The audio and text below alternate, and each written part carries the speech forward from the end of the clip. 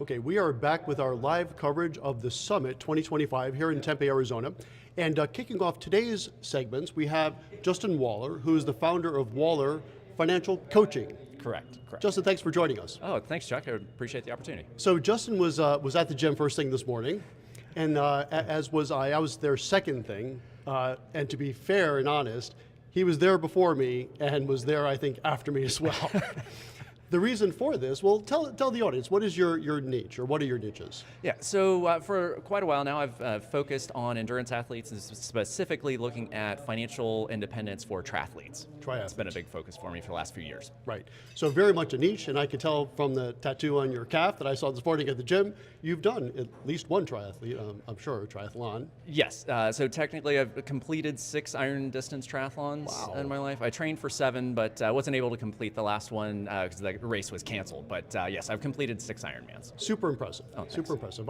About 15 years ago, I did a sprint triathlon. Wonderful. And well, that's very generous. For those of you in the audience, a sprint triathlon doesn't mean you did it fast. It's a kind of a euphemistic way, as well as you well know. Yeah. It's a very, very, very short triathlon. It was like a half-mile swim, I think a 14-mile bike ride. Sounds about right. And then a 5K run. Yeah. Which is like what you would warm up with before you do your stuff, I'm sure. So triathlon, I think, is the only thing or is the only activity where a sprint can last like 2 hours. That's right, exactly. So, yeah. Fair enough. Okay, with all this said, what we're going to talk about is one of my favorite topics. So obviously at goRIA, we talk about how to go RIA, why to go RIA, and in your case, why did you go RIA? Let's start with that. Yeah, so back in the day, I used to work at a broker-dealer or a captive agent at a broker-dealer, the American Express Financial Advisors back in the day. Had a great experience with them. I just found through working with client relationships over time, the fee-only structure really resonated with me, and I couldn't really do that within that infrastructure, so I needed to make a change. Learned that the RIA space was a thing, because back then it wasn't really as prominent, as available as it is now. Right. And so then in 2014, I opened up my own RIA, Waller Financial Coaching, to try to kind of align with the athlete coaching and financial coaching. Yeah. And that's how I made the transition. Had a really great time and learned a lot from that experience at the captive as a captive agent, but really thought the fee-only RIA was a better fit for the way I like to work with clients. Yeah, no, that's perfect. And we were talking a bit off camera, very similar to my story, right? Yep. So I was with Raymond James on the independent broker-dealer channel for like 20 years. Absolutely loved and still love Raymond James, and it was a great place to be, but I found that I could not do everything I really wanted to do with regards to my fee structure, with regards to my product offerings, with regards to my marketing, with regards to my media work, within the confines of a broker-dealer. And as I like to say with these independent broker-dealers, like Ameriprise, great organization, like Raymond James, like LPL, you are absolutely, positively, 100% independent until you want to do something they don't want you to do. That's a great way to phrase it, Chuck. Fairly accurate? That's fairly accurate, yeah. Okay, so tell us about the transition. Number one, how was it? You did it, I wouldn't say an absolute early adopter, but pretty early on, about 10, 11 years ago.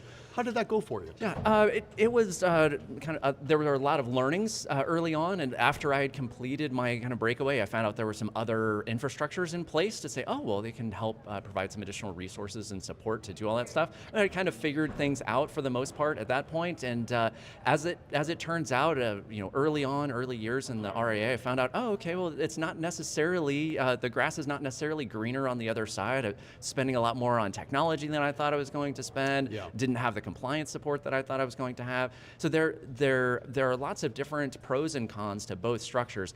I found the RIA structure to be fantastic for me over time. I reflect back on those early years thinking, wow, it wasn't exactly what I thought it might have been right off the bat. Yeah, let's go into that. So I always like to be really even-handed when we talk about going RIA. I obviously love it, but it's not as easy as flicking a switch.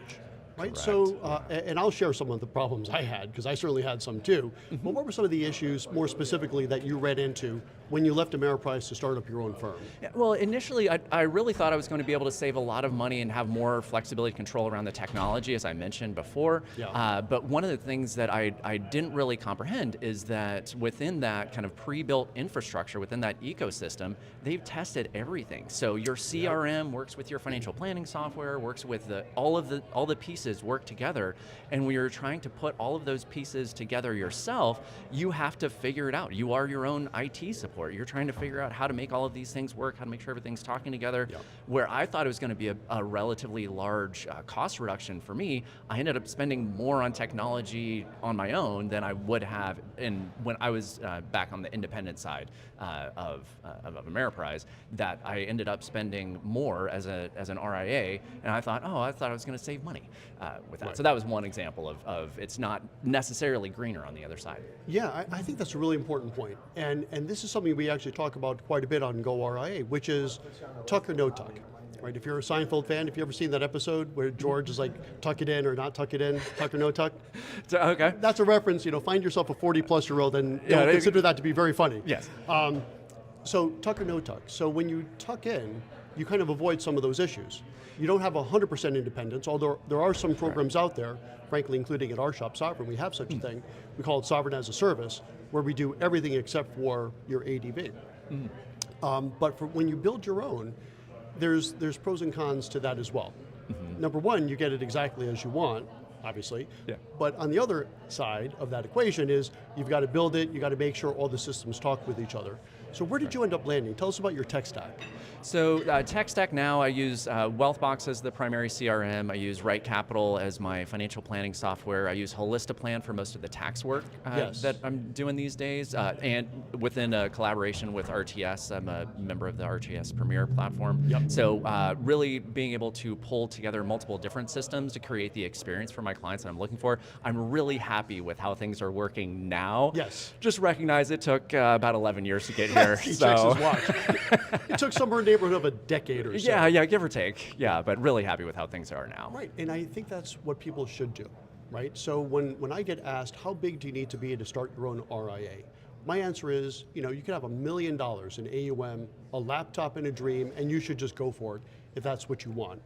But to your point, and I think that's a good one, we haven't really touched upon this in a while, economically, it may not be great day one. It might take some years before the economics catch up, which is why sometimes the tuck-in works a little bit better if what you want is the higher payout and a big step closer to independence.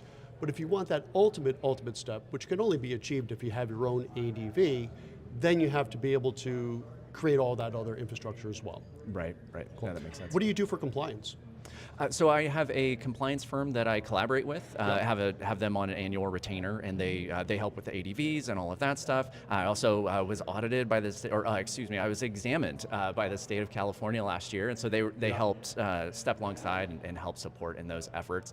So I privately contracted for a consulting for that agreement with them.